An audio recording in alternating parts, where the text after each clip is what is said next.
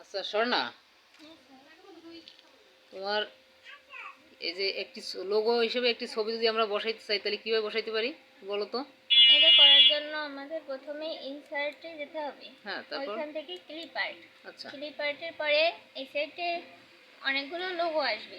তারপরে এখান থেকে যে কোনো একটা লোগো সিলেক্ট করতে হবে। তারপরে এটার ফরম্যাট মেনু বার দিয়া টেক্সট র্যাপিংয়ে নিতে হবে। টেক্সট র্যাপিং থেকে ইম্পোর্ট অফ টেক্সট ক্লিক করার পর এটা যে কোনো জায়গায় মুভ করা যাবে। একটু করো তো কিভাবে, তারপরে মুভ করো, মুভ করে নিয়ে লোগোটা বসাও।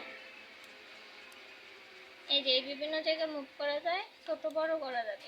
প্রথমে ছোট করে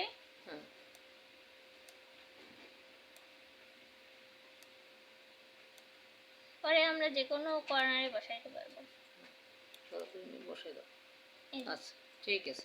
তারপরে এই জায়গায় লোগো আকারে সেট করতে হলে এই জায়গা দিয়ে বিভিন্ন ধরনের শেপ নিয়ে সেট করে দিলেই হবে, তাই তো? ওকে, থ্যাংক ইউ।